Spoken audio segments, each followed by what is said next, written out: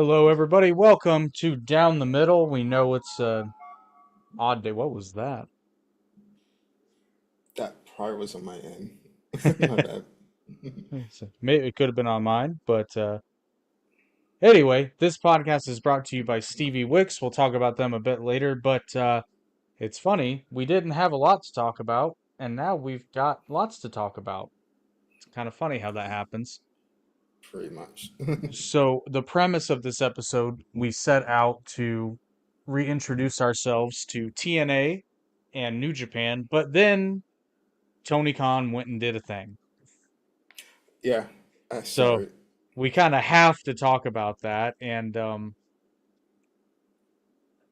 in something that might shock fans of the show. I don't necessarily, well, I do hate what they're doing, but not because they're doing that kind of an angle. It's how they're doing it and how it makes absolutely no sense. They're breaking the logic they've already put forward, and they're doing it in probably the dumbest way possible.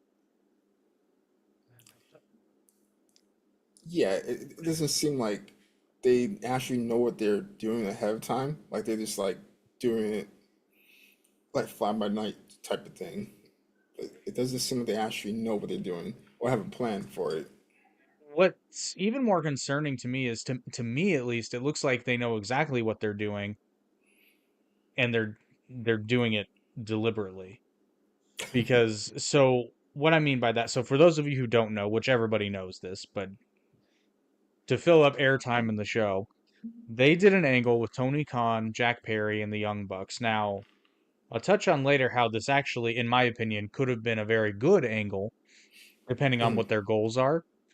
But it's obvious they're trying to turn the Young Bucks heel, which they already did, so they didn't really need to do this. mhm. Um, I'm convinced. I'm one of those people. I'm thoroughly convinced this is Tony Khan's wish fulfillment, nothing more. He's gone full blown money mark by this point. Now, there is sort of a historical precedent for promoters becoming on air characters, but this is just Yeah, it just feels like it's, I don't know, he's not the right person for it. He's not built for it, exactly. you know? So, so what I thought about when this was happening, I said, Tony Khan is a guy who wants to be Paul Heyman, but he's Todd Yeah. Gordon.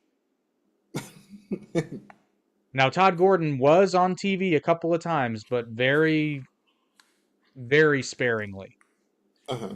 He was a behind the scenes guy. Now, so what they did was Jack Perry returned at Dynasty to basically screw FTR out of the tag team titles, which that inherently isn't a bad thing. It's just that if you're like me and have common sense, Jack Perry is not a draw, and it's not necessarily Jack Perry's fault. It's the way he was booked up to that point, but I don't think he helped Hmm. himself. Jack Perry is neither a draw nor is he an intimidating person. So Yeah, you could say it's that. it's like Jack Perry comes out wearing like a leather jacket trying to act badass and he looks like a kid in Halloween. There, I said it. Sorry, not sorry. But so he foils that. So then on the following Dynamite, Jack Perry, who, okay, so first of all, I just want to run through my thinking about what happened at Dynasty because, as most of you are probably aware, I didn't watch the pay per view. I didn't want to dedicate 6 hours of my life to that, but I did see the highlight. Same And here. so I'm given to understand, right? This was a ladder match, and generally speaking, ladder matches are no DQ. Yeah, I don't think I ever seen one that wasn't. So when somebody jumped the barricade and came into the ring, why did security tackle him? Now, the only thing I could think of is this isn't so much a rules thing, it's a safety thing. If in kayfabe they thought it was a fan, which would explain why as soon as Jack Perry was revealed, they let him go. But, oh no, he's still under contract, so never mind. Yeah, he would still be a contracted wrestler. That's the only thing I can think of. So at least in that Uh-huh. sense, it made sense why security would jump a guy for jumping in the ring. So I actually liked that part. But when I first saw it, I was like, why are they tackling him? It's no DQ. But then I thought, if he's a fan, that would make sense. Yeah, yeah. Because as soon as they ripped the Sting mask off and saw it was Jack Perry, it was like, oh, well, yeah, we don't need to Yeah, rough he him up works there. anymore. Even though technically he didn't at the time. But Yeah. and I'll give Tony Khan credit for one thing. He said in a later interview that he sent Jack Perry on an excursion. Jim Cornette tore him up for this, but I'm actually glad he used that term because I called for. I think AEW should do that more often and call it what it is because excursions are mostly a New Japan thing. Yeah. Um, but I think AEW should definitely do it, and I think they should call them excursions. But anyway, Hmm. so then Jack Perry comes out at the end segment of Dynamite the following week, which I believe was 2 weeks, 2 or 3 weeks ago, 3 weeks ago, Was it? or was I it thought, 2 weeks ago? it was only 2 weeks. I think it's only Okay, 2 weeks. yes, I I'm think not it too was sure. only 2 weeks ago because it was the one before Indianapolis. Yes. Yeah. Okay, yeah, so that was 2 weeks ago. Got it. Yeah. So then he comes out and he says, Tony Khan, reinstate me and we'll help change the world. And the problem with this whole angle is Tony Khan either comes off as in one of two ways, and neither is good. He either comes off as a desperate money mark or the biggest dumbass to ever walk the planet Earth. Honestly, kind of both. Like, Yeah, like no, what I mean is there's both. It's just yeah, depending on the moment. Right here, he's the yeah, biggest yeah, moron.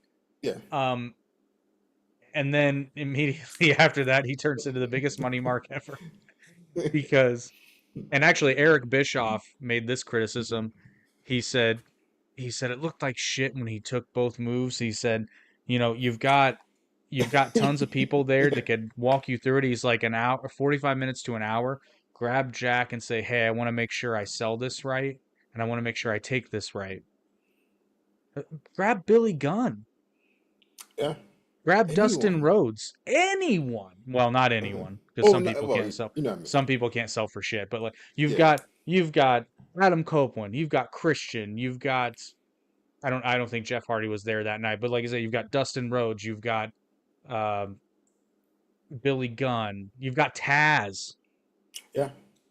You've got a wealth of people. Jerry Lynn. You've got a wealth of people there Hmm. that could walk you through how to take a gut punch and sell it, and then how to take a pile driver, which that was the safest pile driver I've ever seen in my entire fucking life. It's like he landed with 6 inches between his head and the canvas, and yet the fucking dork was in a neck brace the next day. But anyway, so It I heard a reminds me lot of of. Hogan. But here's okay. So here's the problem, and this is why Tony Khan is not. Tony Khan cannot act. So the big thing, and I understand where some people, because some people are like, well, he better be wearing a neck brace at the NFL draft. And I said, well, yeah, now he has to. Here's the problem, though. He shows up to the NFL draft wearing a neck brace and he looks like a fucking idiot. And then Yeah, he's yeah. doing this all day as if he's in no pain whatsoever. And he's sipping his coffee and he's fucking ADHD moving his head around. I'm like, I don't know. Maybe the storyline is that he was given the good drugs. I don't know. But he was all day and then giving interviews, he's fucking nodding his head. I'm like, you Yeah. shouldn't be able to do that. And then he was interviewed by some guy for ESPN, and he's like, well, pile driver is actually illegal in certain states. And the whole time this is going on, and the whole time the story's going on, and which I know AEW booked this segment for this week's Dynamite because of the criticism they were receiving. Everybody said the same thing. Uh-huh. If you fired CM Punk for allegedly stepping towards you in an aggressive manner, why are the three guys who punched you in the stomach live on television and gave you a pile driver? And Tony Khan sold the fact that they renamed it the Tony Khan driver, by the way, while he's giving an interview with his allegedly hurt neck. And then, I don't remember verbatim, but it was something effective. It was like, well, yeah, and they gave me the Tony Khan driver uh, on at the end of AEW Dynamite on TBS, live on TBS, and I'm like, you fucking plug the television network when you're talking about these motherfuckers, aren't you?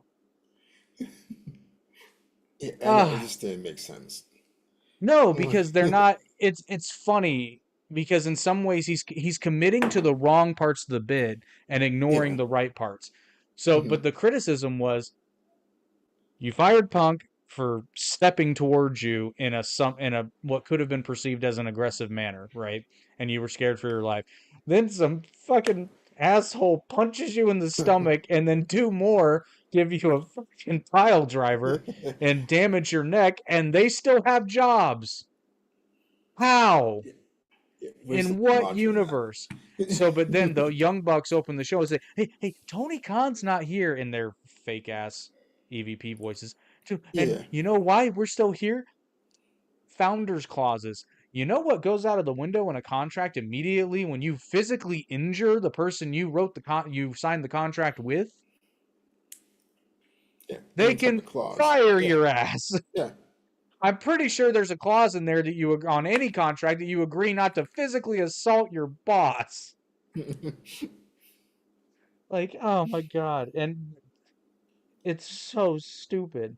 So here, in my opinion, is what they should have done. If they were going to do this right, first of all, and I'm going to give AEW some credit here. They seem to be leaning into certain things that are happening. Jericho, for hmm example, they're turning Swerve Strickland babyface because he already was a babyface. They were just trying to book him yeah, as a pretty heel, much. Yeah, so that's pretty obvious. And they did that with one promo, so it's like great because he's a babyface anyway. hmm But everybody's making fun of Tony Khan, so why not turn Tony Khan heel? And they could have done that if they had done everything that they did to Tony if they'd done it to Shad Khan instead. Oh yeah, yeah, you're absolutely right. And the reason they do that is, and see, here's the thing. This is where they could lean into it. Shad Khan's coming down on Tony because he's like, Tony, and they could acknowledge everything the haters are saying, which is going to galvanize the AEW faithful, but also make the haters want to watch because Yeah, they're acknowledging this. You could do a backstage thing where you see Tony and Shad kind of talking and arguing in the background, be like, Tony, I know the ratings are down, the pay-per-view buys are down, you know, you need to let somebody else take control, blah blah blah blah blah. And then yeah, that's why Tony does whatever he does to his dad, and he is in cahoots with Jack Perry and the Young Bucks. yeah, absolutely right. Like he could have been like his father could have said like I'm pulling the plug on this. Like I was Yeah, the money, exactly. and he was like nope, you know, Yeah, I'm pulling the plug. And so, yeah. but then you have a really interesting thing where Tony Khan technically becomes a heel, but he's also trying to save the company, right? So Oh you yeah, could, you could because the AEW fans they cheer the heels and boo the baby faces anyway. So, hmm and then that can lead up to God, that can span over a year of the Khan versus Khan. And Shad Khan doesn't have time to be there every week, right? So he's going to try to put somebody in place, and Tony's going to subvert it because he's still technically the yeah. Uh-huh. But like I know it Shad would never can, happen, but imagine they hire oh God, what is his name? What I was gonna say not not Vince Shane, Russo. No, oh, the other guy. Or Eric Bischoff. Eric Bischoff. Yeah. I don't think they could pay him the money because he Yeah, I said know, I know. Yeah, yeah, I well know. because he actually said on one of his podcasts because somebody asked him was like if AEW offered you money and he said you couldn't pay me enough he said well actually no I take that back because everybody's got a price but if they offered me stupid money for a year, yeah, I'd do it. He said, but it'd have to be worth the headache of working at that place. But that would be interesting. And then I read something, I don't know who it is because I haven't finished watching. Did they announce who is the on-screen authority figure or is it the Young Bucks? I'm not too sure. Because I haven't finished that episode yet because I wanted to make sure Mhm. I got TNA and Yeah, yeah, um, I mainly watched the TNA. which we'll touch on that in a minute because I gotta say, pleasantly surprised. Oh yeah, it was an enjoyable like But uh both of them hour were. long, or was it hour or No, they're 2 hours, something like two hours. that. Yeah, they're Yeah, it two was really hours. good. Um, but yeah, to finish up with the Tony thing, I'll put it to you this way. On the one hand, I want to see where they're going with it, but the show for the most part still has ADD. Like the booking, Yeah. it's not a cohesive show. Unlike the next segment we're going to talk about. But before we jump over to New Japan, any other thoughts about Tony Khan and his stupid neck brace? No, like he just needs to fire someone else. Like he So, needs help. And yeah, I don't think he even if he gets help, I don't think he'll even accept it. You know what I mean? Like I think he wants I to be the think booker. that's yeah, I think that's the ultimate. Which and I don't really know who to blame because like okay, so I've given the Young Bucks a lot of grief over the years, but I do know that the Young Bucks and Kenny were largely booking not just their stuff, but they were largely booking the show on like a storyline by storyline basis for a long Uh-huh. time. And then Tony took control back because I forget why. I remember there was a reason. Because the Bucks and Kenny weren't putting themselves over, and Tony's like, "No, you Yeah. guys are the elite. You're the draw, right?"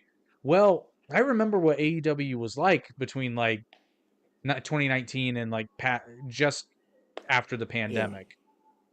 And it was pretty good. Like it was It pretty good was. TV. It It was was. It was. unexpected. Younger guys were getting put over more and more often. Like I remember Mm-hmm. the Bucks would sacrifice themselves. Well, they weren't even the first AEW tag champions. That was Kenny Omega and Adam Page, which was like the sleeper hit of that year. Yeah. Because I did not expect them to be that good as a tag team, but it was a good story. Mm-hmm. And then Tony Khan brought control back. And I said with Adam Page's AEW championship run, it was a year too late. If they'd done it the year prior, Yeah. it would have been it would have been amazing. But they literally did it much like Swerve. I think Swerve is probably only a few months too late, but it wasn't as good as it could have been. Yeah. To me, they wasted so much time. But like They when really he did. was really like white hot, they really like They let him put down a and little bit. not to hate on Adam Page, but like they put Adam Page into that storyline for no good reason. Yeah. Yeah. Yeah. And it just gummed up the works. It should have been Swerve because it ended up being Swerve Joe anyway. It could have just been Mm-hmm. Swerve Joe. I think it would have been a lot better if it was from the start, just him and Joe. I agree. And then once again, I saw a clip. Isaiah Cassidy, I like you. Stop doing that stupid fucking child scream that you do Yeah. when Yeah. people throw you. Stop it.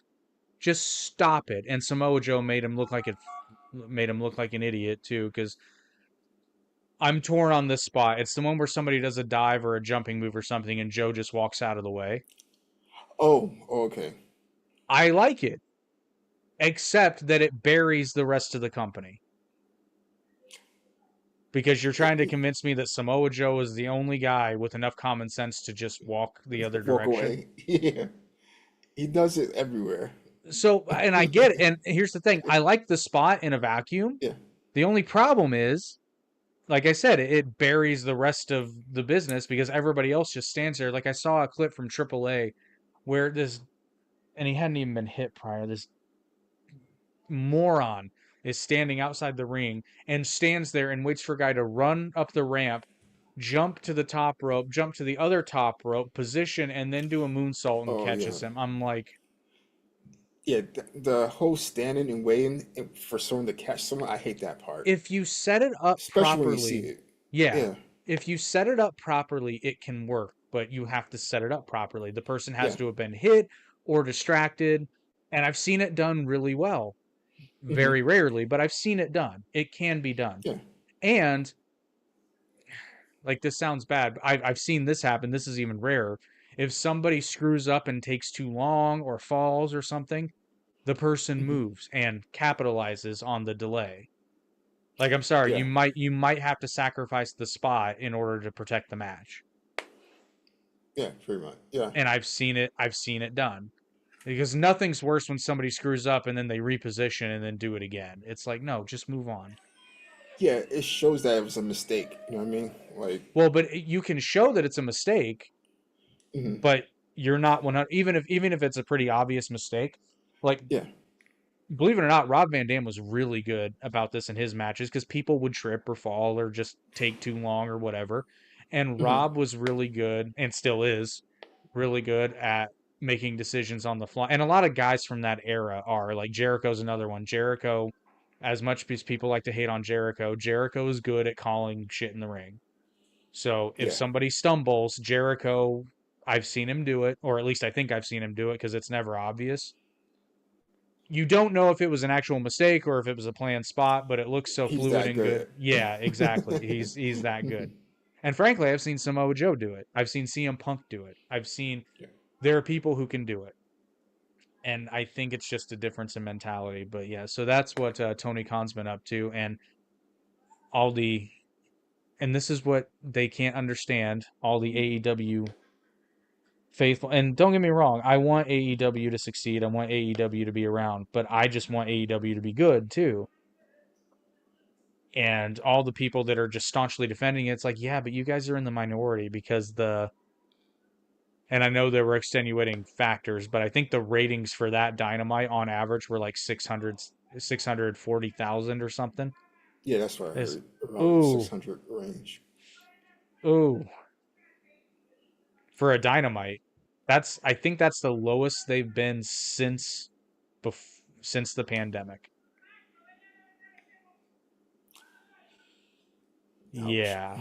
Yeah. Now there were extended because I know that was it was live on the West Coast. It was a few hours late, so I don't. It was weird. It was late for people on the East Coast like us. Mhm. So that's gonna have a factor. It is, but 200,000 people, 200,000 plus people, Yeah. and so many people checked out for that last segment. It's oof. And just like I predicted, they're wasting Okada because for the most part he's just been standing there. And pointing.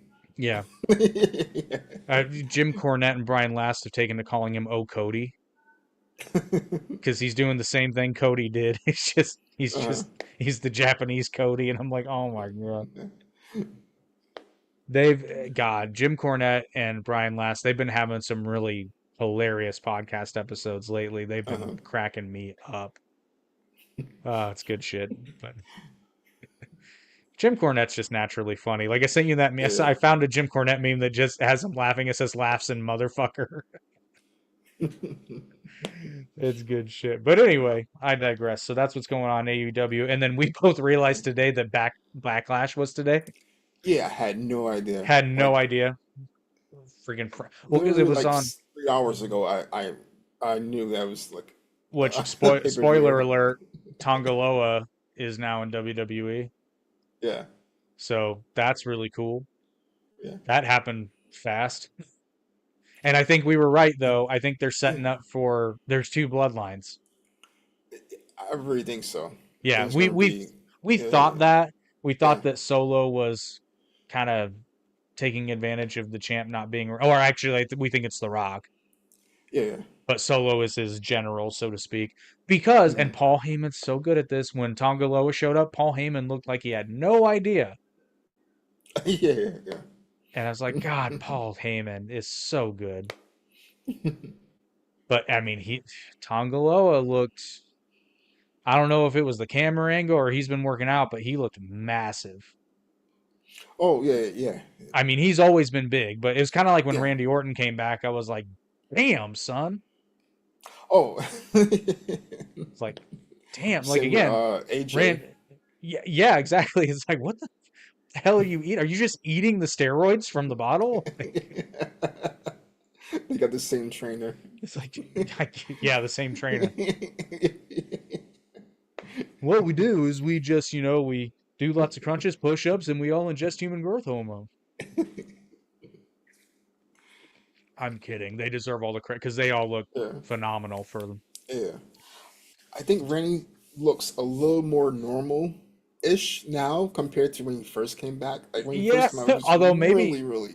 maybe we're just getting used to it. But you know who's That impressed? could be. You know what's impressing me though, and again he hasn't gone shirtless yet, but Kevin Owens has simultaneously seemed to have gotten bigger but also slimmed down, Yeah, yeah, yeah, which I absolutely. mean looks great.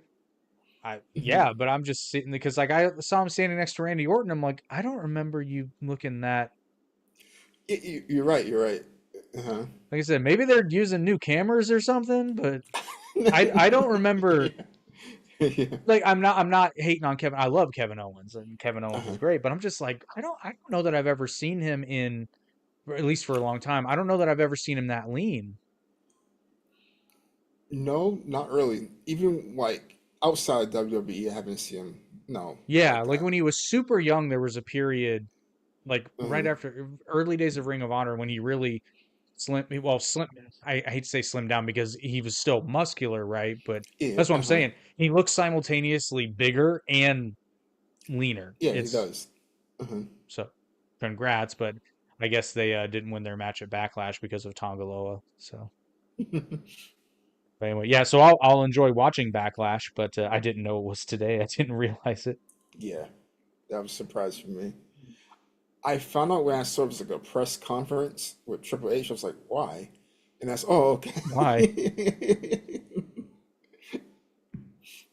Just the way you worded that, it's like found out there was a press conference. Why? It's like when we find out there's a press conference with Tony Khan, we're just like, oh, another one. Yeah, yeah, When yeah. Triple H talks, he actually has something to say. Yeah. Um, but transitioning, speaking of Tongaloa, who recently departed New Japan, I had mentioned, which kind of was the genesis of this episode idea, was I watched a random episode of New Japan, and the best way I can describe it is, sometimes you watch a show and you get like a certain feeling, like Mhm. in the pit of your stomach there, and I was watching this episode of New Japan, and it reminded me of what it felt like when I was watching New Japan in like 2016 to 2018, like genuinely looking forward to it. Felt like I actually missed something if I missed a show, like, Uh, and it was good, like, and it's not because they lost a lot of their big names, but it wasn't as good as it was, but it was in the same vein, right? So and they're doing some cool stuff. They've clearly got a working agreement with TNA for reasons I'll get into in a uh, moment. But solid show, and I managed to get in 2 episodes of New Japan and 2 episodes of TNA. Which the one episode of New Japan was all the Naito IWGP match against it wasn't Shingo Takagi, it was another guy that they invited into Los Ingobernables de Japón. I can't remember his name, but it was a good match. But the second episode had more matches, and it was really solid because we got to see. And there's a bunch of people in TNA that I didn't know were in TNA, yeah. like Mustafa Uh, Ali for one. yeah, he's doing pretty good. He's doing some really good Yeah. stuff, and it may Yeah. be just because we hadn't seen him in forever, but like Uh, he had a really good match with Takahashi from Lij, which yeah. Takahashi is always good. Although there was I remember getting annoyed during the match because Takahashi has that stuffed cat. Apparently, there's more than one now. That stuffed animal cat named Daryl, and Oh, okay. but I guess the gimmick now is Takahashi is at least acting like the thing's talking to him, and Ali's like selling the idea by not selling the idea because at one point he acts like he's gonna kick it. And at one point, he's yelling at it in the corner, being like, "You can't talk!" And I'm like, "If you don't think it can talk, why are you talking to I'm it?" talking to it. Yeah. Like it's he's selling it by acting like he's not selling it, and I'm just like, ugh. Honestly, it took me out of the match because they used to do that crap in New Japan. Hmm. Like if a guy came to the ring with a stuffed cat and said it talked to people, that would have gotten him slapped by the bigger guy. And now Ali, but the match was good, you know. And then we also got to see, I almost called him Dolph Ziggler. We got to see Nick Nemeth against Yeah. Tomohiro Ishii, which good match. Nick Nemeth, he's really good. And he seems happy or He happy seems or he seems like really stoked. ecstatic. Yeah, Like yeah. he wants to be there. He wants to work. Yeah, that's Yeah, just yeah, yeah. Uh-huh. I think that's got to be a very frustrating thing because on the one hand, and he said this, so I'm not putting words in his mouth. He said this in an interview. He's like, it's really frustrating. And Moxley said something similar but kind of different. It's like, you're gonna make me say no to all this money, Yeah, yeah. like. But I can understand why that's frustrating because on the one hand, like, yeah, you're like, I'm sure that as Dolph Ziggler, he was making money. I'm sure, I would but hope it's like, so. After what, 20 years or something like that. yeah, Yeah, I'm sure he was making a very comfortable living, but yeah. he wasn't working that often. And when he was working, it was like a 6 minute match where he gets squashed, which I get it. That's fine. Hmm. Sometimes it's essential for the story, but when you're not on TV for 4 weeks and then you get called in to get squashed, I can understand why that's kind of frustrating if it's not part of a larger, Yeah. Hmm. like, because people don't get into pro wrestling for, you know, generally speaking, people don't get into pro wrestling looking to sit down and collect a check, although some people do, but Sting. I'm not hating on Sting, but I mean, he pretty much said to Tony Khan without saying it, he's in his retirement, he's like, well, he's trying to get me to stay, but I don't want to be I don't want to be an agent. I don't want to be a mentor. I don't want to be an on-screen authority figure. And I'm just, he's like, that's the nicest get away from me, you fucking mark that I've ever seen. It's like, what are you gonna, which I think it's Tony, just come out and say it. You're going to pay him to be your friend, even though that's illegal in most states. Just say it. Yeah, hug him. It's okay. I'm not paying for blowjobs. I'm paying for hugs.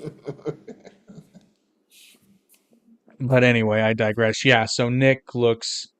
Nemeth looks very happy, and his theme is awesome. His theme song, and Yeah. it's downstate too. And I heard him talk. I think he was talking to Chris Van Vliet again for this one. He was like, "Yeah." I approached him. I said, "Can you guys just make like a basically just like a glam rock hair band, obnoxious '80s sounding song?" And they did. They knocked it out of the park because They did. it sounds like they ripped it right out of like 1984. It's great. And it fits him It so fits him well. so much, It especially fits him now. so well. I Yeah. mean, his old WWE theme was kind of like that, but this is like turned up to 11. Uh-huh. This is full glam rock hair band. Fucking, Yeah. it's great. It's fantastic. But yeah, so New Japan, and then there was a girls' match in there too. I didn't know either one of them, but I mean it was okay. But once again, I think they did a little too much. Like the amount of punishment both of these girls took made you think they could be hit by a truck, and well, Darby Allin did get hit by a bus. Yeah. For the second time or something like that. Yeah, Oh no, the first was a taxi, then it's a that's bus. right. Yeah, yeah, yeah. But I mean, there was one shot where I don't, which this might be a credit to them. There was a shot where one of them took like a back elbow to the back of took an elbow to the back of the head, and Hmm. I'm like, how does that not just hurt a lot? How does that not shoot? Because I mean, it was stiff, dude. Which again might just be a credit to. Oh, and then one girl, the because it was a, I don't know. I think she was from England, and another girl was Japanese. She did. I don't even know what you would call it. I guess like a off the apron. Actually, no, off the top rope Meteora, knees to the floor. And I mean, grant it's a mat, and she's wearing knee pads, but still, I know it still is going to like, hurt, you know. ow! Like I can't even watch Zelina Vega do her Meteora, and it's not even that tall because she does it off the top rope into the ring, and I'm Yeah, just like, yeah. ooh, because I know how easy it is to dislocate a kneecap. I've done it twice. Oh wow. Ooh, I get Can sick only every time. imagine. It's not fun. It's not fun, and I can only imagine. Like, ugh. Anytime I see somebody do a Meteora, I always think like, oh, don't do it. Yeah, I always thought that even with Sasha, well, she used to do it a lot of times. Now she probably had one of the best ones, and it honestly Yeah, might have been. It might have been because she mhm, was so small. yeah.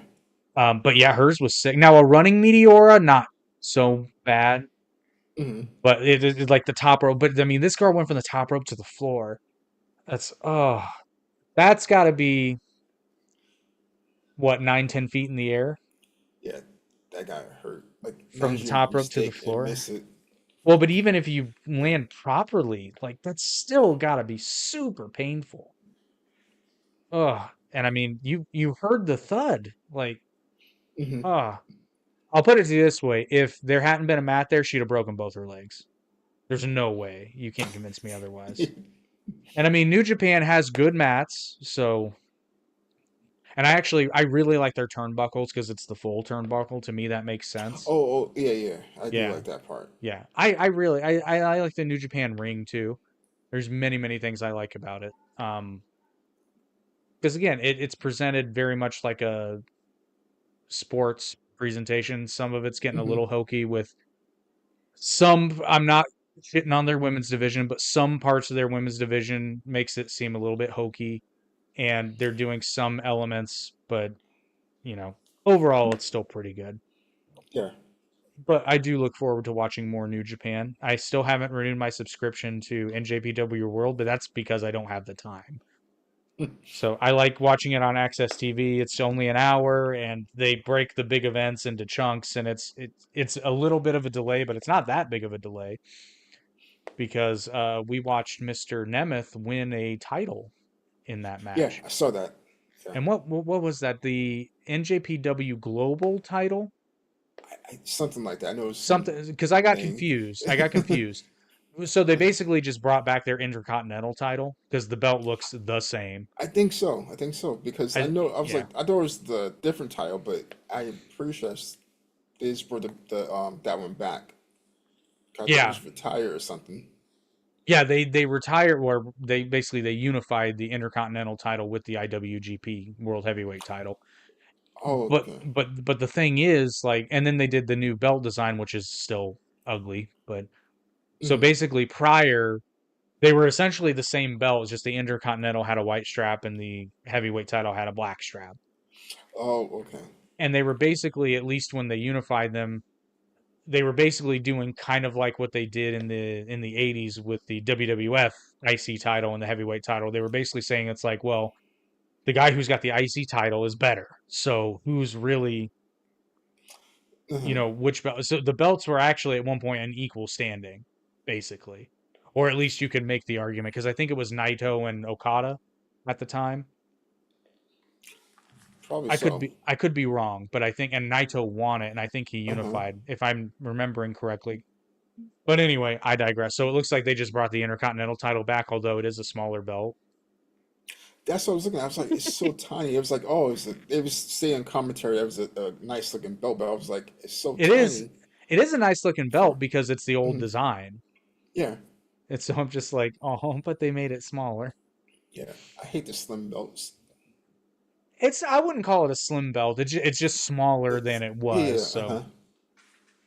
which so to segue into TNA, I think TNA gets the award for across the board best belt designs right now because Yeah, all their like all belts are super pretty. Like of them. they all look really good. Um, but before we go full blown TNA, time to tell you about our sponsor. Hakeem, are you a Dragon Ball fan by chance? Oh yeah, absolutely. Well, I can't say what this actually is, but I can show it to you.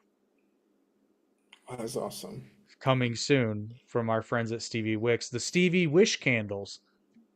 They may or may not be related to Dragon Ball. For copyright reasons, we cannot say, but it sure does look like it, doesn't it? And I bet you if you get all seven of them together and light them all at the same time, you may or may not be able to make a wish. I don't know. I can't say for sure. But these are not available yet. They will be available soon. But our down the middle listeners can use their promo code DOWN for 10% off their entire order at steviewicks.com. Link in the description and support the podcast and get your seven Stevie Wish candles. I definitely would buy you one, or at least two or three. Well, they're going to sell them individually and the set of seven. So Oh, you I can't can, wait. they will be That is available awesome. soon. But yeah, all the TNA belts were really pretty, and I'll be honest, man, I liked the presentation. It's not Hmm? it's not as big for obvious reasons, but I think I have a feeling TNA is going to have a bit of a resurgence because they seem to be going back to what worked back in the day, like around It does. 2006, and they got Yeah. rid of some of the weirder things. Like they got rid of the six-sided ring, which I know there are some people that love it. From what I understand, the wrestlers hated it, so I get it. Hmm. Um, they did sort of a hybrid design. They updated the old logo, the old TNA logo, Hmm. and it looks good. The ring looks good. The presentation looks good. Obviously, they're not doing as big venues, and they're pre-recording multiple events because the last pay-per-view and then the last two episodes of TNA Impact were at the same place. But I get it. It's not a problem. Yeah. Like I still have a problem with it. I still like it a lot. At least there's a lot of story there. That's the thing I like about it. And you know what I was gonna say in terms of just television formatting, it actually is better than AEW because Oh yeah, absolutely. every segment is part of a story somehow, some way, even if it's a Hmm. small one, and it continues the narrative and everything is done for a purpose. And I have to say, after knowing nothing about it, actually hearing about it on social media first and then seeing it, I believe in Joe Hendry. Oh, that was so Dude. good. So did you see the apology song? Yeah, I did. I saw the first one. You gotta go back and watch the Oh, first he one he did that a he he did. did a recap, but I mean the Yeah. most Oh, recent okay, one. okay. Uh-huh. Guys, if you haven't seen it, you got to watch it. He does a rendition to the tune of Creed's "Can You Take Me Higher" to "Can You Yeah, Please Get Fired." And the best part is it's directed at Top Dollar, who I didn't even know was in TNA. yeah. It And was so oh good. my God, I love because what is it? Can you please get fired? 'Cause it happened twice before. It's oh my God, I'm watching it. I'm like, this is great television, and it's really sad because very few people are watching this right now. Yeah, And that's so TNA Impact is on Access TV. Set your DVR. I promise you, you won't regret it. it's worth it. It's It's worth to worth it watch. because I watched the first episode I watched entirely because it was right after Rebellion, their most Yeah, recent pay-per-view, yeah, yeah, and Matt Hardy's back in TNA and he's broken yeah. again, which I was iffy about that to be honest, but Him without to me is like half. No, half of the broken gimmick. To me, him without Jeff is just doesn't work too well. yeah, But back then they had Jeff, Jeff always and they did. have his wife was in there too a little bit. Well, she is because he referenced Oh, okay, okay. he referenced Brother Nero, so I mean Oh, okay. I don't know how much longer Jeff has in AEW, but I imagine we probably might see him back in TNA before too long because Uh-huh. he mentions Brother Nero. And Matt Hardy's babyface, which is kind of weird, but the show opened with Nick Nemeth giving like a really good promo because Yeah. I guess he had a match with Moose at Rebellion for the TNA title and he didn't win. He, yeah. Yeah, he lost, but due to interference. Oh no, what it was is Matt Hardy showed footage where his shoulder was actually up and the ref didn't see it, so now he's technically got Yeah, a reason. he can have a Yeah. rematch. But I mean, again, it's like, oh my God, a storyline where the babyface didn't Hmm. necessarily get cheated, but he got screwed. You know, Yeah. like, oh my God, and now I actually care about what's happening to Nick Nemeth, and that was within 4 minutes. I'm like, oh, Yeah. okay, I get it. And the X Division, like the X Division's always been really, really special and very unique to TNA. And Mustafa Hmm. Ali is the X Division champion. And I didn't know Santino Marella is the Yeah, yeah. It's like the on-screen GM or authority something. figure. Yeah, Yeah, but the yeah, yeah. thing is, it Hmm. works. It does. And it shouldn't, but it totally works because they're actually treating Santino like a real person Hmm. and he's still doing the accent. But It's not quite this like he's not doing the Cobra and shit, Yeah. which I know a lot of people love. I put the Cobra in the same category as Orange Cassidy. Like it was cute the first time, and then it got kind of stupid. Although I know it tickled the boys though because they like selling for it. It reminds me of Mr. Sacco. Yeah, but okay, so actually here's the thing though. So Mr. Sacco actually kind of sort of makes sense because there is and Britt Baker's submission is the same thing, the mandible claw, Oh right? yeah, yeah, There yeah, is a pressure point in there. yeah. So fun fact, if as Jim Cornette would say, if a motherfucker's biting you and you shove your fingers down below their jawline and pull, there is actually a pressure point there. So there's some validity to it. There is Yeah. zero validity of taking out a snake sock and going like this and then although my favorite sell of that is JTG just because of how much he owned it. Oh, Like the Venom! Michael Cole not messing a beat. The Venom! The Cobra Venom! that was so good. It wasn't, but it's kind Well, of like it was our good truth, for right? the. It's like I It was shouldn't good for like what it this, but was. it's because he owns. I guess that's the thing. When you're doing something silly like that, if you commit 110%, Yeah, you can make it get over. There's a limit though, because again, I throw this up with the Danhausen cursing, which I called that years ago, and yeah, I hate that. rest in peace, Benji. I'm sorry, I was right because I said that shit will work on the indies the second you could go on the channel. There's a short where Uh I huh. lay this out. I say Danhausen will get a bit of a splash for maybe a month, and then people will see how dumb the gimmick is in a broader sense because it doesn't work on weekly television. I don't. It doesn't. Not as now I lay out in that episode, but I say he'll fade into obscurity, and he did it in records. It was less than a month. First of Yeah, all, their pretty first much. mistake Yeah. was having him on TV when he couldn't wrestle. That was stupid. They just had him appear. It reminds me like Orange Cassidy, like why he's still in no situations. Like, The only thing I can say to that is Tony Khan. It has to be that Tony Khan loves it.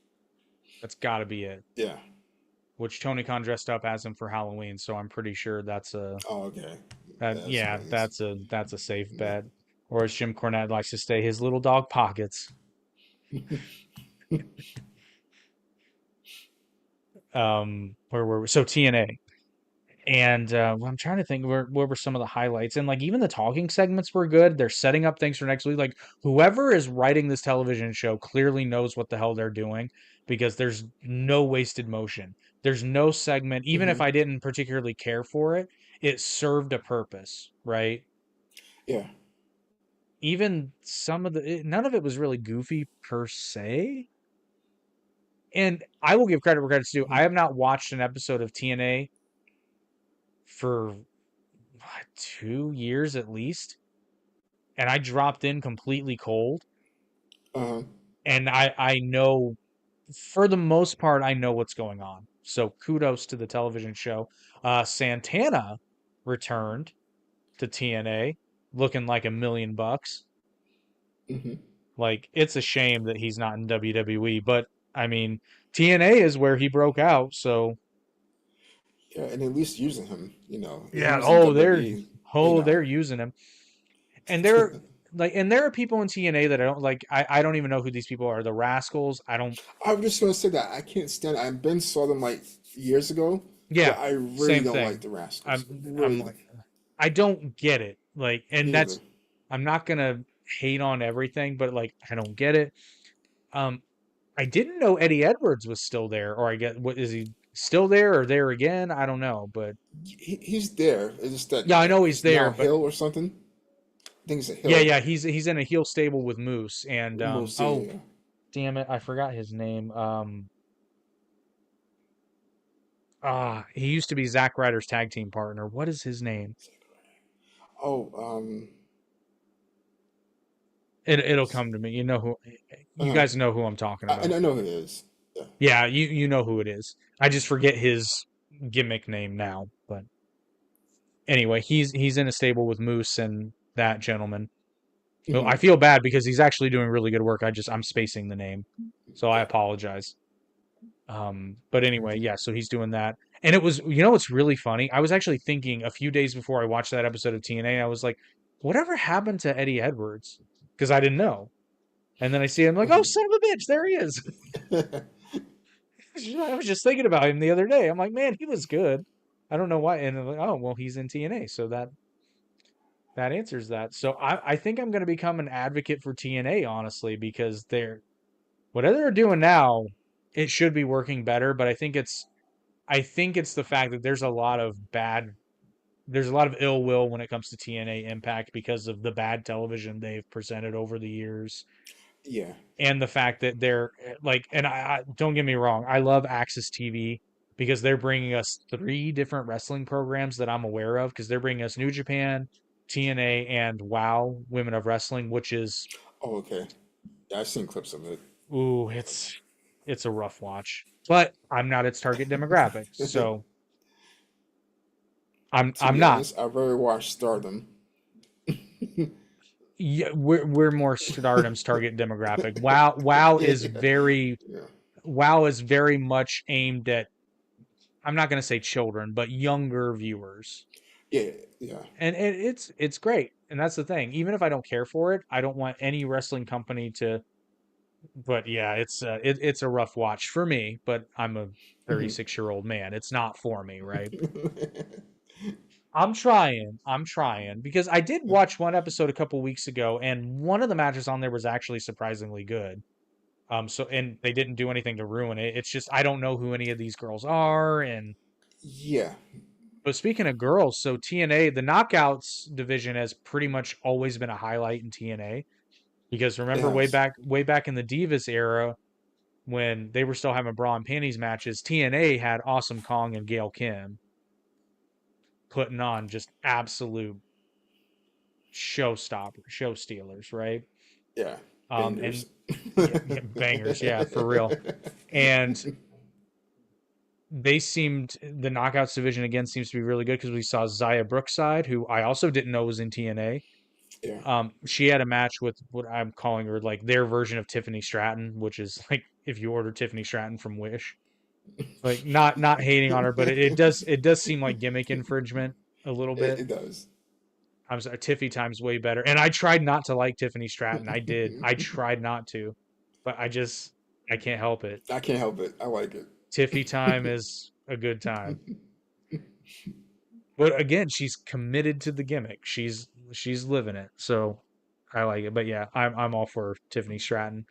Having tried to hate it. But yeah, Zaya Brookside is there. Put on pretty decent match against that aforementioned female wrestler. And then we heard from Jordan Grace that the next week she would be wrestling, and I've already forgotten her name. Damn it. A well known female wrestler from Joshi Pro in Japan. Yeah, I saw that, I but I I forgot her didn't name. know I didn't know who Yeah, she was, but yeah. they put her over, and I'm like, okay, I don't even know who this woman is, and I want to watch this match. And I will say this: Mhm. I do not like Jordan Grace. Same. However, I watched that match in the next episode, and her in-ring work is so damn good. Hmm. Having like I was looking forward to this match. I don't like Jordan Grace, and I don't know this other woman, but they built the match up, and I'm like, I want to Yeah, see this. And Jordan Grace is very good. So cheers. you can't say that I'm biased because I don't even like Jordan Grace, right? But I still wanted to watch this match, and it was good. It was very good. Like Jordan Grace can she can lay stuff in that looks super stiff, but obviously because people are still wrestling her, you can see the one black mark on TNA though is Sammy Callahan's back, Yeah, I saw that. and how do I'm not even I'm not even gonna go. I'll tell you off air, but Uh-huh. somebody doesn't care. I'll put it that way. I've never liked Sammy Callahan ever. I don't. I think he's dangerous. I think he's reckless. I've heard too many stories about him injuring people, and frankly, at the spot where he gives people paper cuts, why are you keeping your hand there, Oh, dipshit? Just move it. Move your fucking hand. And two morons let him do it. yeah, I know. And technically not legal because it is still a foreign object, and the commentators pointed it out. I didn't even think about that. You're absolutely right. And I've never cared for Sammy Cal. I remember when he showed up in NXT, a Solomon something or other, and Oh yeah, he was in there for like a quick minute. yeah, and they let him go for because I remember when he did, everybody was like, "Oh my god!" I'm like, "Who is he?" And I Um, remember his debut match, and I'm just kind of like, "Eh." I mean, I don't like. I'll just flat out. I try not to comment on in ring work, but I will make an exception in this case just because of how bad it genuinely looks. I'm not gonna apologize. Like there are wrestlers whose work I don't care for, but it's not that it's bad. It's not my cup of tea. mhm. Sammy Callahan's just bad. It looks like he never was trained. Like he just, I like don't. wave his arms around and Yeah, fight. You know, I he don't looks think like he wants to be like Moxley, but in a bad way. Like he's just he's copying. it's You like know, if you order John Moxley from Wish. That is exactly. actually you made me wonder. I'm gonna look up and see if he was trained here. Let's see. Oh, he was Jeremiah Crane in NXT. Oh, Or was it? Or Solomon Crow? Oh, Solomon Crow. That's what it was. Okay, let's see. Yeah, Solomon Crow in NXT.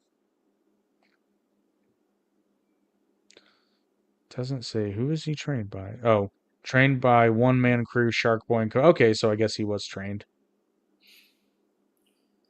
doesn't look it.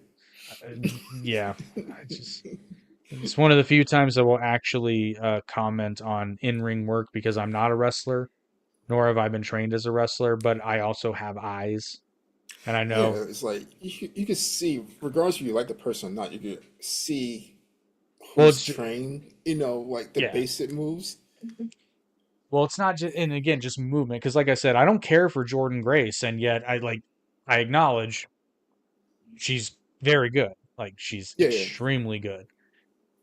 And I also didn't know how. Like I don't want to say short and disparaging. I didn't realize she was only 5'3".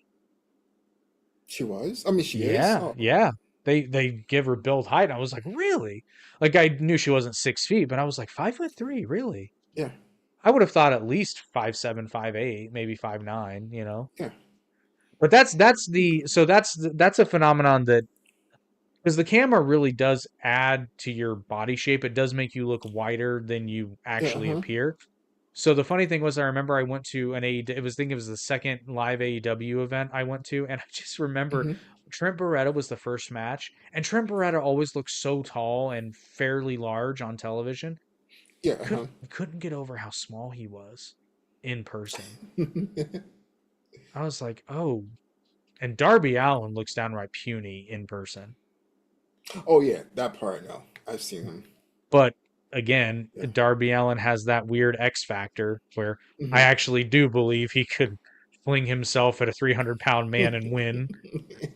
Like I said, I don't know how he does it, but he does it. Uh-huh. But I'm trying to think, did anything else stick out for you in TNA? Um, not so much. I think he covered most of it. I saw the return of that guy who faced it. Was it? I forgot what his name was. Jonathan something Gresham or Jonathan Jordan Gresham. Jonathan Gresham or Yeah, yeah. is it? He's the one who lost against Cesaro for Ring of Honor. He was in Ring of Honor for a bit. He was like their champion. Then he lost. Oh, yeah, yeah, yeah, yeah, yeah, yeah. Um, Oh, I didn't realize that was him. Yeah, you're right. yeah, he wears that mask like a squid or something. Squid. Yeah, or octopus. Like he wears a mask Yeah. to the ring. But yeah, he was in there. I saw his return. Who's the I wanted to say this too because I've given him a lot of shit. Oh, who's the guy? He was in a tag team with Ethan Page, the North. Oh, He wears the ear protection. oh yeah, yeah, I know exactly what you're talking about. God, yeah, I know. I forgot his name. Well, I'm gonna put him over. Josh Alexander. Yes. Um, I might be in danger of becoming a Josh Alexander fan because he had an impromptu match. So I guess the reason he wears headgear is because he has legitimate past injuries. So Hmm. I know occasionally he'll wrestle without it. I don't know if that's a gimmick or not. I'll be honest, I hope it's not because the headgear looks silly. It does. But if there's a legitimate injury behind why he does, then it's whatever. You know what I mean? Hmm. But he came out, he gave a nice little promo. He had an impromptu match, although I will say he looked a little silly wearing his little capris or whatever those were. I know they're joggers is what they were, but they looked like capris. It was just like, oh, we're one step away from short shorts, I see. But he gave a good promo, and then the match was pretty solid, and they sold the ears, right? Which makes Yeah. sense. He doesn't have his headgear because he didn't come out expecting a match, and that was against Kazarian. That was the other guy. Frankie Kazarian's Oh, back in yeah. TNA, and I was like, oh shit, it's Frankie. I was wondering where you were. As I think I messaged you, I was like, since when is Yeah, yeah, Frankie Kazarian back in TNA? yeah. But yeah, overall, I mean, I give each show like a solid B. Like nothing amazing, but it was definitely a cohesive, entertaining television program. And I might be in danger of buying the next. I'm skeptical to buy a TNA pay per view, and I will explain why. So I don't know if this is still the case. Hmm. This is many, many years ago. I bought a TNA pay per view because they were going to have Rob Van Dam on the show. Rob Van Dam and Sabu were going to tag. And I'm like, oh, yeah, I'll buy a $20 pay Yeah. per view to watch my favorite wrestler come back to the ring with one of my other favorite wrestlers for sure. I don't know why. I assume it's because they had like a contract with the television production people that didn't extend to pay per views. The pay per view looked and sounded like absolute dog shit compared to their television show. And I was like, Uh-huh. this is awful. I didn't understand why the TV show looked, I mean, standard, but comparison, it was way better. Uh-huh. It was like HD 2K versus a film reel from the 30s. Like it was that bad. Oh, that bad. It was real bad. It looked like they were using like just standard definition cameras. It looked like so. I don't know if that's still the case. Hmm. If people watch TNA pay per views and could let me know in the comments because if that's no longer the case, I would actually really like to I would watch a hope not. TNA pay per. I would hope not, but man, I was very disappointed. Oh, we've got Jin freaking Ping. That's his actual. Hey, breaking news: Tony Khan, the founder of AEW, suffered a heart attack at home and fell to the ground. He died at the age of 42 after being rescued on the way to the hospital. What? Really? No, I don't. Okay. No, no, no. This is nothing. But tell you what, to confirm, we're going to Twitter to see when his last tweet was. That'll tell us.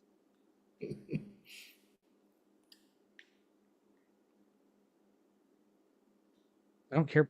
Well, okay, this might not be good because his last tweet was apparently on April 24th. Ooh. Okay, hang on.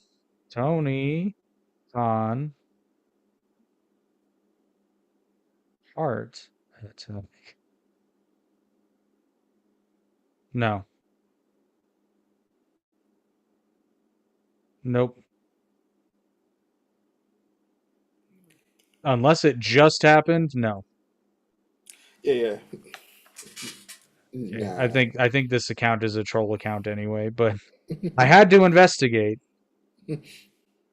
To breaking news, Tony Khan, the founder of AEW, suffered a heart attack at home and fell to the ground. He died at the age of 42 after being rescued on the way to the hospital. See, that doesn't make sense. That doesn't even grammatically make sense. Honestly, I didn't Although know I'm he gonna was shit. 42. Yeah, he is 42, so we got Oh, the age really? right. Oh. Yeah. Although I'm gonna shit a brick if that's true. Um. Oh God, then AEW really would be under control of the Young Bucks. Ugh. Oh, it can't get worse. Oh, it Ah. can't get worse. Were you around for the Global Force Wrestling days in TNA? It can get a lot worse. It can get a lot worse. Cody did a hilarious bit. Not a lot of people remember that Cody did a stint in Impact Wrestling. And what was it? Brandy was supposed to have a match, and then he comes out to the ring and is like trying to get her to not have the match. And he hands I can't remember. Yeah, yeah, He's like, "Listen, yeah. here's $40." And he's like, "To be fair, it's double what they were gonna pay you for the match." And I'm just, oh, yeah, that was it. TNA Impact was definitely leaning into the hate at that Yeah. time.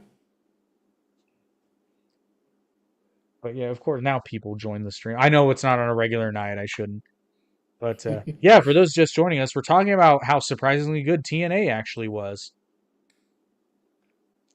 Yeah. They actually got storylines They got in storylines, the wrestling. match, and wrestling. I mean, don't get me wrong. There's some goofy stuff, but I actually Yeah. kudos to Top Dollar or Top Dollar or whatever his name is. Flop dollar. He's Joe Hendry wrote a song about that too. Yeah, he had a puppet. The puppet was so Hey, good. he's taking it in stride. So hey, it's Top Dollar. I just thought that. Does it happen twice before? Can you please get fired? It was good. It was good shit. It was. I was actually laughing out loud when he said because it happened twice before. I went, oh!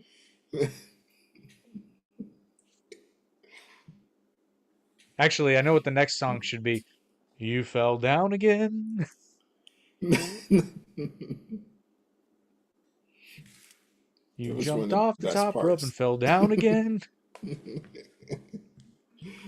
And BFAB is the lone survivor. Uh, And she's in a stable with Bobby Lashley for some reason. I would never have expected that. Of everybody there, only The her. the pride. Yeah. Why is there a woman in the pride? Except we know I think they're all married, aren't they? Like all the guys anyway. Or is Bobby Lashley isn't married. We know Yeah, I Montez don't think Ford is Bobby married. is. I know he is, yeah. Yeah, we know he's married to a very, very beautiful and gorgeous woman. Congratulations, you son of a bitch. Um, you're in a mediocre tag team and you married Bianca Belair. Oh, but I don't know how long we've been going with this. Oh, okay, a little over an hour. Yeah, I figured we'd go about an hour on this. Hmm. Um, anything you would like to add for any topic whatsoever? Anything wrestling related? Not really. You covered the TNA stuff. That was really good. Yeah, and I'm trying to think if there was anything. I think I will admit I fast forwarded through a couple of segments during the second episode just because I either didn't care or I didn't know. Like one was a Rascals match, and I'm just like, in principle, I'm Yeah, not I watching didn't this. even watch that part. It's I like, really in don't like him. principle, I can't watch this. But yeah, Did if you Nick, see Backlash? I've not watched it yet, but I want to Okay. because I've seen some clips of it, but I've seen some I clips, didn't and I see. actually I found out Tongaloa was in WWE, and I'm like, oh shit, Backlash is Yeah. today. Well, crap. Yeah, that's the only part I saw. And I think the women's match with Bailey, I think I've seen like parts of that. I didn't. But I almost started watching. So I've done a lot of like oh shit scrolling, mhm, because social media they're reporting on all of it. yeah, But I mean the crowd, which again WWE knows this. They go to places that they don't go to often, and the crowd is like white freaking hot. But yeah, yeah. it almost makes me forgive the French for being the worst people on planet Earth, but not quite. We're not quite there yet, France.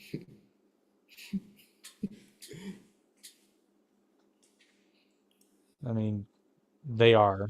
It's, sorry, not sorry. Oh, the other thing, Kenny return. Oh, I forgot about yes. that. Yes, I did watch that. I haven't finished the episode, but Yeah, I watched that segment on social media. yeah, yeah. Same. But he's technically isn't bad. Yeah, yeah. I think that was a desperate rating grab for the fact that they were in Winnipeg Hmm. and he He was did home. take a bump or something, like a little bump. I think he took. Yeah, I was kind of shocked. a little big bump. Oh, and they set up Christian Cage as the opponent for Swerve at Double or Nothing. Oh, well, Like, never mind. yeah.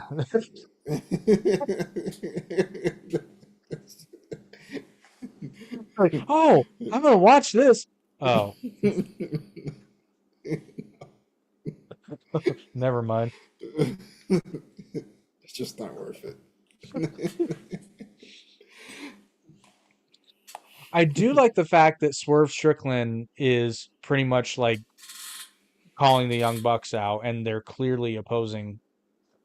They're opposing forces, and I Yeah. liked it because he actually says he's like, "What you pulled, that was a bitch move," and I'm like, "Okay." Which I mean, I always like Swerve Strickland, but I like where that part's going Hmm.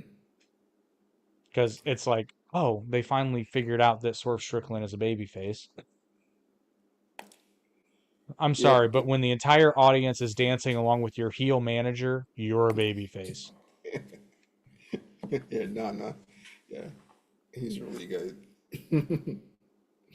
Yeah, Prince Nana is a really good manager. Yeah. But it's uh, hopefully this is a transition for AEW. They need to shape up because this is their rights renewal year, Oh. which I think they'll get it, but frankly, I'd like them to get a raise, but I don't see how that's possible. But that's okay because Tony Khan just will put more money into it. But did you also hear DAZN had, I guess, some international streaming rights for AEW? They had a 3-year deal and they canceled after 1 year. Oh. Oh. Yeah. Wow. Now, again, we don't, since AEW is not a publicly traded company, we don't actually know what the revenues were or what the numbers were, but they Hmm. cited underperformance, but we don't know what that means, but I guarantee you it's viewership. It has to be. Like, It what else has could to it be? be. There's, Merch? I You mean, it's know? like, why would a streaming service eliminate a Right. program? I'm Yeah. guessing because nobody's watching it. Yeah. And then they lost the other one. I always forget it. It's owned by Univision for Central and South America. Is it? It's not VIX. It's Mix. It's something IX. They Uh huh. dropped it too, and apparently they were paying even less money than DAZN. So, ooh. I don't blame them. Like, honestly, I don't feel like it's gonna be around if they don't shape up. You know? Well, AEW at some, and I can't tell you exactly when it happened because AEW was always kind of a hybrid style, but Yeah. so, but they seem to have lost. I'm trying to word this properly. So you know how like back in the ECW days, ECW had a style, but every now and again they would change it up. Like you'd get an Eddie Guerrero and a Dean Malenko in the ring, and it wouldn't be Yeah. like hardcore. It'd be like a straight It wrestling was match. But wouldn't for be the that extreme. Yeah, it would be a good proper match. Yeah. yeah, but for the Mhm. most part, they had ECW had a style. Yeah. That's how AEW felt in the beginning, and Hmm. then which it's that hybrid sort of high flying American style. And then every now and Hmm. again, you would have something that felt more like a lucha match, but even the lucha matches were slowed down compared to what you see in Mexico. Yeah. That kind of stuff. Which kind of like, which again, I'll put over Lucha Underground, which they seem to the old crew of Lucha Underground, at least the wrestlers, seem to have some sort of collaboration with TNA because they advertised an event, Lucha Azteca, and Okay. the actor who played Dario Cueto was on the poster, so they seem to have some kind of thing going on. So I was like, oh Uh-huh. please bring I back hope so. Lucha Under, even if you don't call it Lucha Underground, bring it back in some Yeah. fashion. Because oh my god, I would love that. Which I've been over that before. It's like I shouldn't have liked Lucha Underground, but I did, and I think it's because they committed to the bit. Hmm. And in terms of their style, which again, I forgot Chelsea Green was there. I saw a clip the other day on social media. I was like, oh yeah, Chelsea Green did stop by Lucha Underground for a Oh bit. yeah. I forgot because I forgot about Io Shirai too, and I was like, oh yeah, she was there. She looked taller in Lucha, although that yeah, it was Lucha Underground. That makes sense.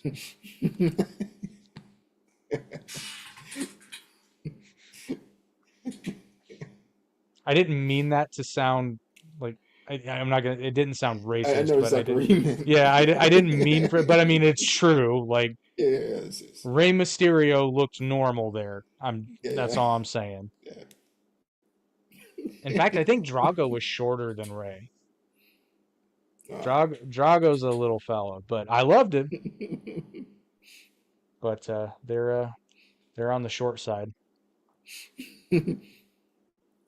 Not all because even Dominic Mysterio is way taller than his dad, but Damian Priest is fucking giant. yeah, yeah. Although I think are Puerto Ricans known for being on the shorter side? I don't know. I don't think I don't so. think so. No, I don't think so. No. Yeah, before we devolve into that, I mean, I was gonna say I don't know how we got there. I know exactly how we got there, so I apologize. Didn't mean to go that way, but I'm very tired. Before we got on the podcast here, I had a 2 hour meeting with I can't talk about it yet Ah, because there hasn't been tease. pen put to pen. It's gonna happen though, but there's got to be pen. I can tell you about it. I can't tell them about it. Oh, okay. Which by the way, I need to send you. So on our podcast network, we have a private Discord server that all the podcast hosts are on. So I need to send you that link. Oh, cool. And I need to get a photo from you for your Oh, cool, website cool. bio. Absolutely. Yeah, because obviously you're part of the show now, which means we're gonna have to do yet another logo design. Down the middle holds the record for the most logo redesigns of any of the podcasts by far, because we keep changing the roster, and it's getting a little tight in here. I'm gonna have to rethink this. But yeah, we got Peter Griffin over here. But yeah, fun story about this logo. You don't know the story, but you notice he's wearing a green shirt. Yeah. So in the original design, the graphic artist had him in a white shirt. And I Oh, really? actually, I said the only thing I want to change is can you change his shirt color because he looks like Peter Griffin. But I sent it to Brian anyway, just so he could see the concept. And the first thing Yeah. he said was, he's like, God, can we change the shirt so I don't look like Peter Griffin? I was like, already on it, buddy. It's like it's being changed. Yeah, I'm rambling now, so I'm clearly tired. So we'll wrap it up. But so once again, any other thoughts about wrestling, TNA, New Japan? No. That was everything was good. So everybody who's watching this, I want you to give TNA a shot and let us know in the comments what you think. Were we dead wrong, or and we'll see because I'm going to continue watching. You never know. Every show can have a Same string of here. really good ones. Yeah, but It really surprised me how good it was. yeah, that's It really did. and I'm believe me, I know myself. I may have just liked it so much because I expected so little. Yeah. But But we'll it made me see. want to like tell other people about it. That's Yeah, I how know. good it was. Yeah, Like I and wanted to like start watching this. Like it's way better. it's like yeah, it's actually it felt. This sounds so silly to say, but like it felt like a wrestling program. It, it's like I missed I it. forgot what this felt like. Yeah, Because it's like who's WWE doing is this? always kind of, even when it was bad, always kind of felt not the same, but it had a similar vibe to it. Yeah, yeah. I And would say like WWE has this certain kind of like polish that no one else has that I kind of already like, but just the oh storylines man, can the be, show you know, looks fantastic. yeah, yeah, yeah. No Like, one can like replicate that. I don't think. well, and Well, at here's least I haven't seen yeah. it Well, so and here's the much. thing. A lot of people are like shitting on Kevin Dunn, which there's a lot of there's don't get me wrong, there's valid criticisms, but Hmm. I mean, Kevin Dunn set the standard for how a wrestling show was shot Yeah, for it's true. decades. And I mean, are you really going to tell me the Ruthless Aggression era looked bad on television? Come on. It's amazing. Like now, it looks Yeah, really good now. Like yeah, yeah. what they're doing now, and they clearly upgraded their cameras. I don't know what they upgraded them to because they look Mhm. amazing. It does. It, Also, the sound the design, sound, also that, yeah. you know, no other like wrestling can seems to like replicate it. Well, I'm glad to see that they're not really trying to, or at least TNA isn't. TNA is very much Hmm. trying to do their, which it really makes me watching TNA again makes me really wish I'd watched it more often back in like 2006. From about Uh-huh. 2000 2005 to 2008, like what I did see of it was really good, particularly 2006, like around the time Kurt Angle showed up. Like Kurt Yeah, I Angle was and gonna say Samoa that. Joe had that feud, and oh my God. Yeah, I wish I was watching it back then. I saw it after the fact. I wish I'd been watching at the time. Yeah. Because man, but I would like to remind everybody, back then TNA was pulling in pretty steadily in the 1 to 2 million viewership on Spike TV, Oh, and AEW is not. it's not They fair. could, they could. Well, but they literally have to a certain extent. They kind of have killed the business because like I said this before after the CM Punk thing happened. I said AEW can never do a backstage like fight ever again because now Yeah. they've publicly fired somebody for it. Listen, if you had to let CM Punk go, what you should have, well, and you kind of can't because of the internet, everybody would have known. But if you were gonna do it, make up a kayfabe reason for it, so that at Yeah. least at least in terms of the television, it makes sense in the storyline. We all know it's BS, right? But you've Hmm. openly acknowledged in the logic of your own show that if you assault someone backstage, you will probably be fired for it, or at the very least be punished. So you can never do it on TV again without going to the trouble if you care about the logic of your show, which clearly they don't, They don't. because Jack Perry and the Young Bucks. So even if you buy the founders clause with the Young Bucks, Jack Perry should still be fired Yeah. because he doesn't have a founders clause. Just saying. But yeah, they can't do any backstage assaults ever again without mentioning that like so and so was fined or so and so was suspended. Uh-huh. It's you can't because you've ruined the logic of your own show. Yeah, they shot themselves in the foot. You know, it's I don't think they'll recover from that part, but I But it's think it can because get better. it can get But better, but the reason they shot themselves in the foot because they don't care. mhm. And Tony doesn't have somebody in his ear saying things like, I use the example of Jay Lethal way back. It's like, oh yeah, we're gonna because Tony books the show like I call it TikTok booking because he wants the social media moment, right? So that's Mhm. why he'll have Jay Lethal, arguably one of the best wrestlers in a generation, have a match with Orange Cassidy and lose and not even think, well, how's that going to affect Jay Lethal? Because it doesn't really matter if Orange Cassidy wins or loses. He's a joke character. Jay Lethal at least should be taken seriously on camera. Yeah. But he lost every match for like a year. And How do now, you? like, I haven't seen him. I don't know where he's Yeah, at. because he lost Like, every match for yeah. like a year. What are you gonna do with that? Is he gonna come back and Hmm. just start winning all of a sudden? Well, then people are anyone with a logical brain is gonna be like, well, what happened? Hmm. I mean, Exactly. and you can have losing streaks that make sense. You just have to craft the story, right? Hmm. But they don't because he just wants that moment where Orange Cassidy puts his hands in his pockets and does a somersault with his hands in his pockets, and it's Tony's favorite wrestler, so he obviously can't lose at the pay-per-view, even though Jay Lethal should mop the floor with him. But that's just my opinion. Yeah. Oh, yeah. To me, they just lose all credibility, like, by booking That it that way. that's just it, but they don't care about Yeah. credibility, and he doesn't think about that kind of stuff. Hmm. But I digress.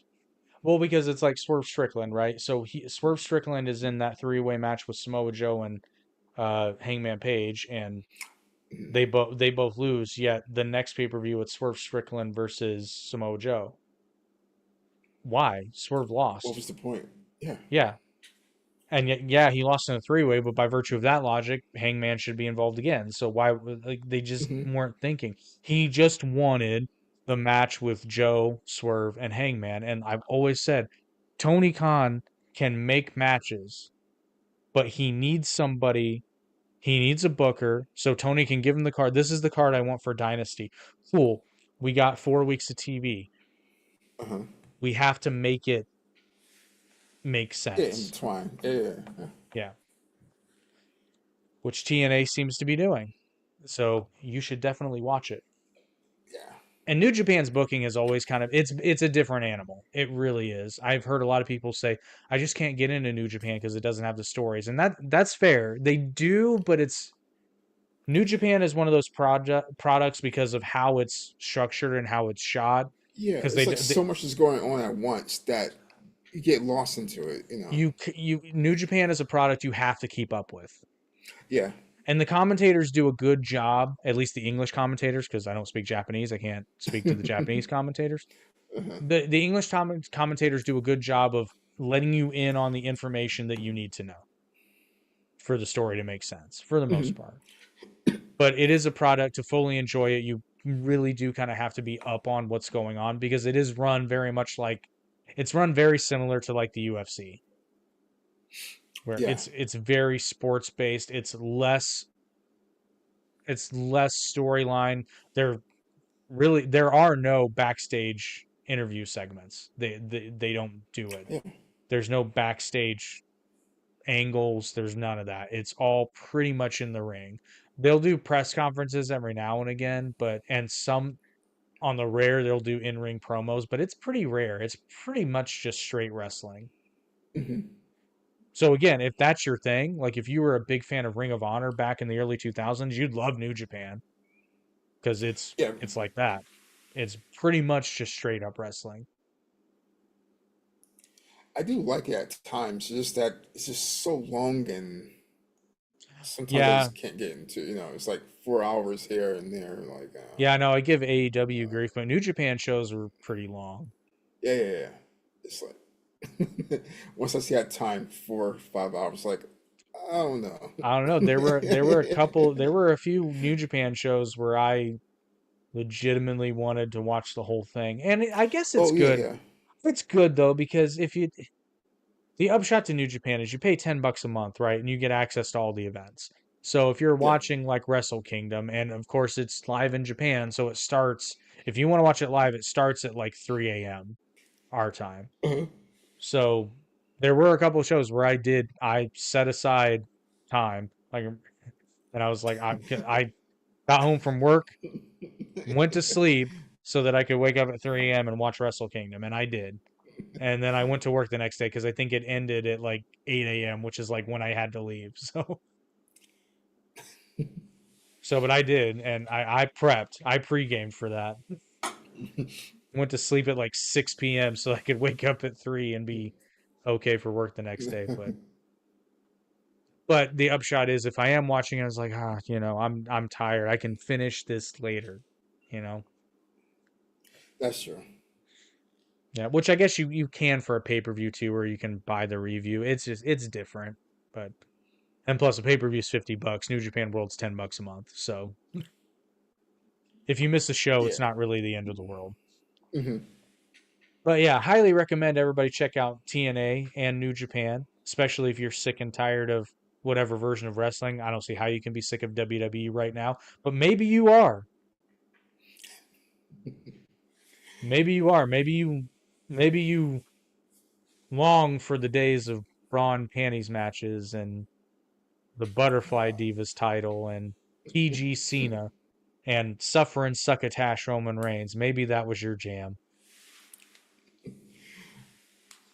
The good news is I believe you can go watch all that on the WWE network on Peacock, but Yeah. Why wouldn't you? you have fun with that.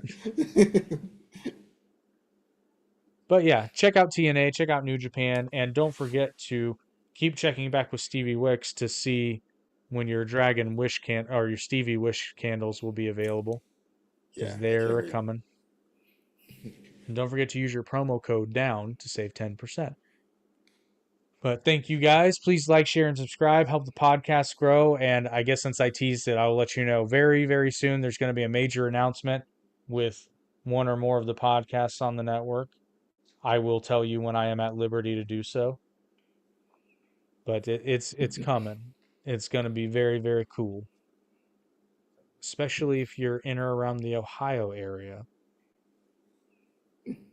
Ohio. Wink, wink, hint, hint. But we will see you all in 2 weeks on our regularly scheduled time, which is Thursdays, 8:30 p.m. Thanks for checking out the episode tonight, though. We appreciate it, and we will see you on the next one. Yep. See ya.